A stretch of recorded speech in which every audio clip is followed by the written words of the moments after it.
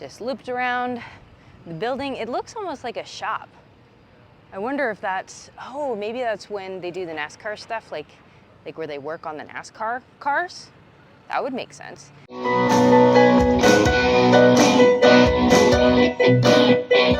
Welcome back to Christina's Garage Gearhead in Training. I'm in Texas at the Texas Motor Speedway for Holley LS Fest, Texas. This is my first time at this location. So far, I am already extremely lost. I figured to show you guys around because today is the check-in day. People are doing registration, they're doing tech inspections and setting up their booths. And it's the perfect time to wander around aimlessly, not knowing where I'm going. And I figured to take you guys along with me. To my understanding, this is where the main entrance is supposed to be. I saw some people down here. There's like a bridge that's only for pedestrians, and there's a bunch of places for cars to drive. I entered kind of from down that way, and I see people driving their cars in here. It says no public entry. Figured to walk down and ask. So this is the spectator entrance. I confirmed it. You walk down this here, and then there is a ticket booth, and then we walk down this tunnel. This is on the south side. The north side, there's no pedestrian entrance there, and it's mainly for pit people and participants. So let's walk this away. And they said everything's down here. Spectators! I feel like I'm just like coming out of the ground like, ah, and then look at this awesome view.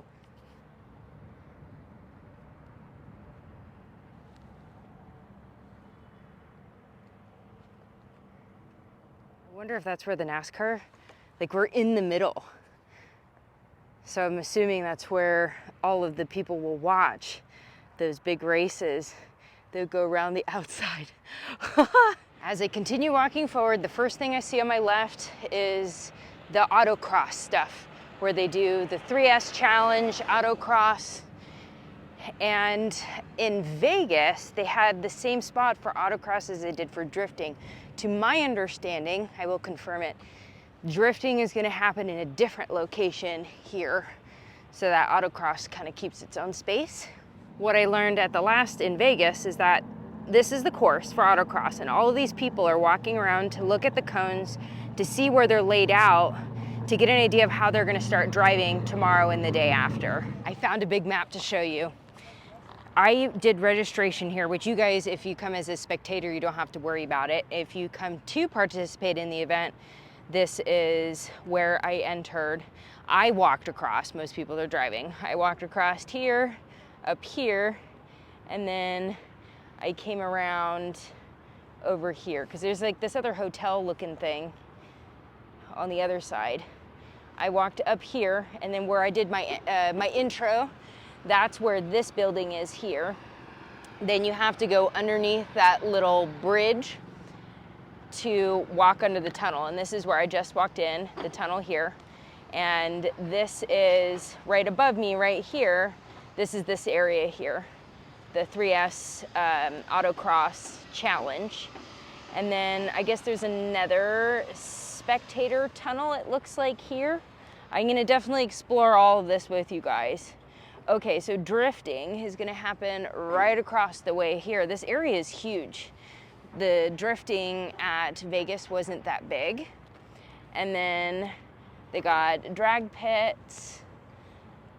Where'd they actually do the, oh, and the drag strip is down here, so it's on the other side over there. Burnout Wars is gonna be further down that way. And then if you come as a spectator for parking, you'll be parking down this way and then walking up to that tunnel to enter that way.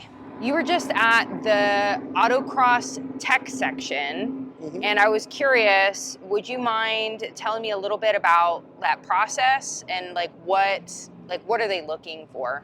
So the tech process is pretty simple. They have a list of rules and things that they're looking before you even come in here. So before the car ever makes it here, I go through that list, I check everything off. Some of those things include like tire wear, tread wear, and they're just looking for basic safety stuff in the car. So, you know, brake pressure, making sure nothing's leaking and things like that. So once I get to tech, everything's pretty smooth sailing because I've already checked all that stuff before I pulled up to tech. And what got you into doing autocross? So autocross, I actually got into doing track first. It started off with a simple track day, did a couple more track days. Then eventually I just found autocross and started doing that. So now I do a little bit of both, autocross, track. So I kind of go back and forth. Do you change the build based, because is it a little bit different in how you drive? Yes, so the autocross, this car is kind of like a balance of both. This car is made for road course and autocross, so it's not specifically built for one, so I kind of have to give up some areas to make it a in-between car to where it's good at both, but I'm not going to suffer too much in autocross or the track. Would you mind telling me what this is? Because the emblem I don't recognize, and also like I can tell you've put some work into it as well. Mm-hmm. So this is a 2015 Chevy SS. The emblem is actually Holden, the company that makes it in Australia, and they ship it over. So they built it, they throw Chevy badges on it, ship it over. So I put the Holden badge back on there, give them a little bit of credit. So this car is actually on its second motor.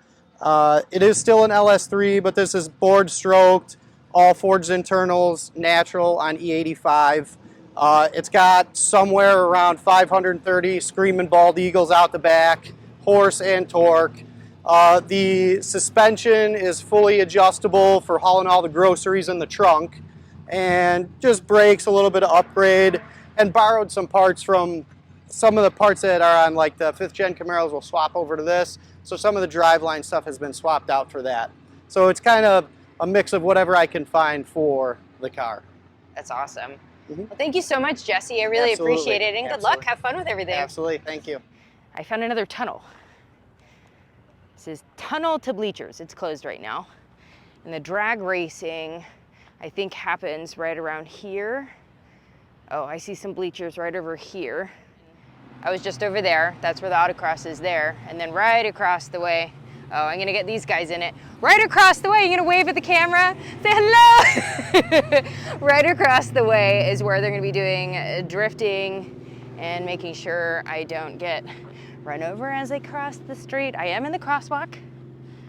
This is why they, say social media or technology is not so good, because people walk into poles and get hit by cars and walk into sketchy situations because they're not paying attention. All right, so we got the stands here. I just actually ran into Duke Langley, and he said that for the drifting, this is completely packed. This is a much larger course than where they did drifting in Vegas. And Duke Langley said that they get a lot more speed, and then apparently they'll throw video up on the big screen as well. And this is where the road course is for autocross. And in comparison to Vegas, autocross was like across the way. No pun intended. Now crossing the way again, just cross, so the autocross drifting area, and then back over here, I'm doing like a zigzag. Looks like there are the booths here. We got the Holley booth. I don't know how to pronounce that. Nitto? I feel like I need to ask somebody. And then you got AMS Oil. I think Scoggin Dickey is over here. We'll just walk around and see who else is gonna be here. I think I saw the Speed Tech booth on the other side too. I like how these booths are closer together. They're way closer together than in Vegas when they're like across the way. I'm sure that there are probably more vendors here too. Just looped around the building. It looks almost like a shop. I wonder if that's, maybe that's when they do the NASCAR stuff, like where they work on the NASCAR cars. That would make sense. Anyway, I walked around, and then they have all these other booths on this side. We got Hills and Rods, White Line, and it seems like people are still setting up. I'll possibly be walking back through here today and tomorrow. Since it's only a 2-day event, I'm gonna try to be out where all the cars are doing their thing. If I have an opportunity to come back through here, I will. And we got, oh, Jegs is here. And then Cam Motion is right on the other side. What is that? Falcon tires. Hopefully I'm pronouncing that correctly. Tremec. Cantilene. Castlemaine Rod Shop. Goodness, I just totally butchered that. Redline Oil. Oh, they have a bunch of different brands. Yep. And this is in the garage, duh, because that looks like a huge garage. The one thing I didn't like about that, we'll see if they open it up tomorrow, but it was, you had to walk in the one, and it's like a U shape. There's things on the opposite side that you can't just directly go through. There's like a gate, as you see this gate. There's a gate separating it. Tell me you're in Texas without telling me you're in Texas. These are huge. I wonder how much food they can put out with all those smokers. Goodness. And it looks like there's an actual barbecue place, like a brick and mortar, it seems like. And then, okay, it looks like more bays, shops, areas. And then this is they designated, at least for this, to be the media center. Had some other, oh, I guess there is a little walkthrough over here. I didn't notice that. I walked all the way down that way. Looks like there's gonna be a couple booths over here. I don't think there's gonna be anything down this way. I gotta figure out where I'm gonna enter from because this is gonna be my home base, which is cool. I do like it that it's in the center because in Vegas it was all on the one side.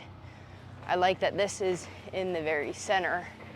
That way I can come to it at any point during the day rather than going all the way from one side to the other. I just walked into the media center and look at this, it's the Wall of Fame. Special guests, entertainers.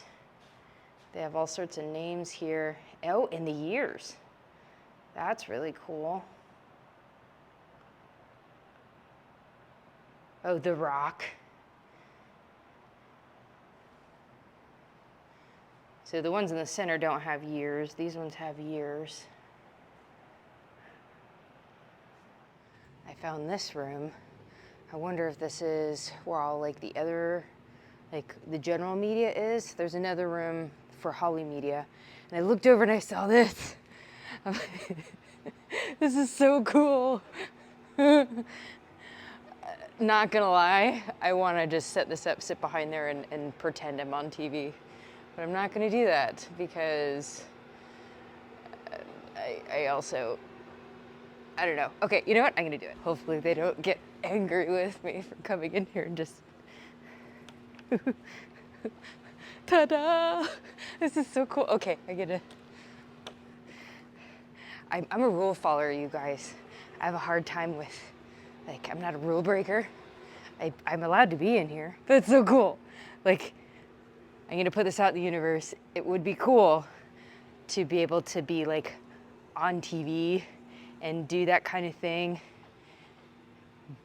Becoming undeniable. Be on a TV show and all that fun stuff. Okay, onto, I think these are the drift pits. Somewhere over here. Ran into Nick Swan. He organizes all the drift stuff and I'm gonna catch him for an interview tomorrow. I think it's super cool to be able to see the perspective from the people who are doing all the organizing, because on our end, when we just show up and watch the show, same thing with the media, when like watching other pictures and reels and stuff like that and all of the content they put out, you only see one perspective. I really want to share with you guys the behind the scenes and what it takes to put it all together. I just met Ryan and I just wanted to know, like, what are you guys doing? Because these like look like official pits. Yeah, these are the NASCAR garages, so we get to use them for this one drift event this year. NASCAR garages for Texas Motor Speedway, so super fancy, all indoors and whatnot. So we're all loading in today for the drifting competition that starts tomorrow. So, what kind of prep work do you do today? Because I know you do tech, right? Yep. And then what do you do before everything starts? Yeah, so it's pretty much different every race weekend. We just came all the way straight from Atlanta, Texas from a different event. So we had a little bit of work cut out for us today. The team had to rebuild some of the seals on the brake calipers.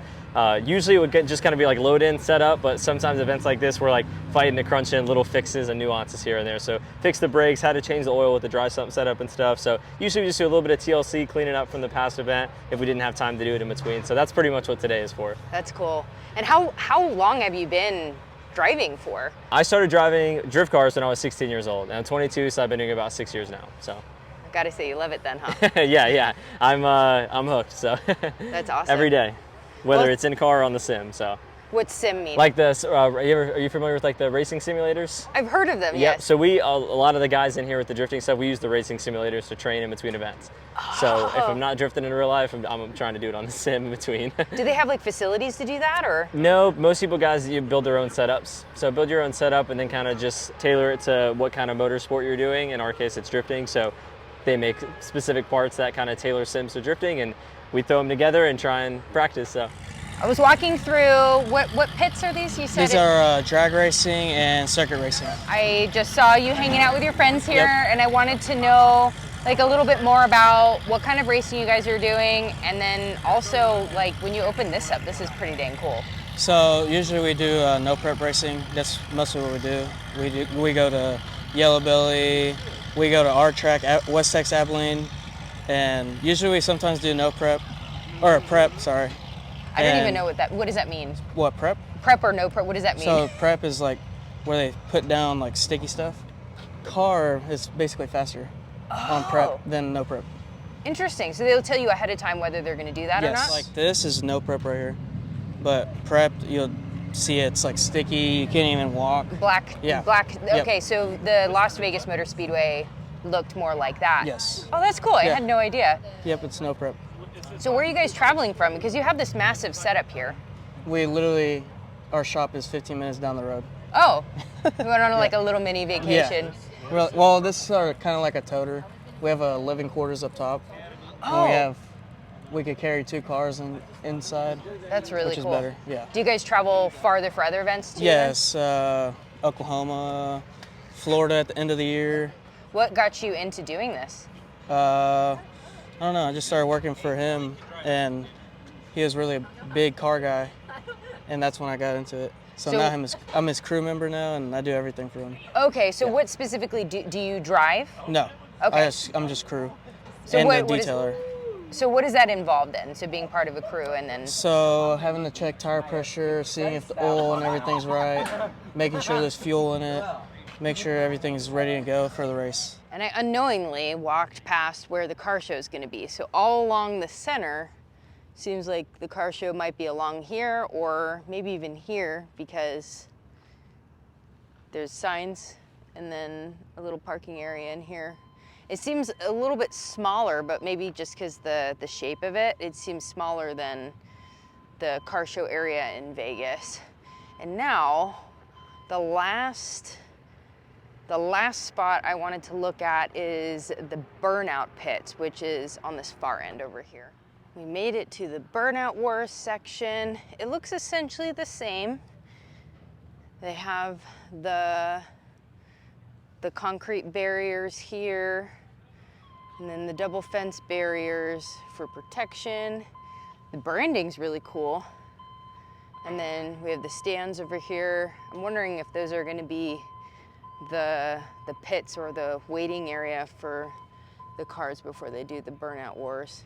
Thank you guys so much for joining. I am so excited. It was a really cool being able to compare the layout of how this is in comparison to Holley LS Fest West.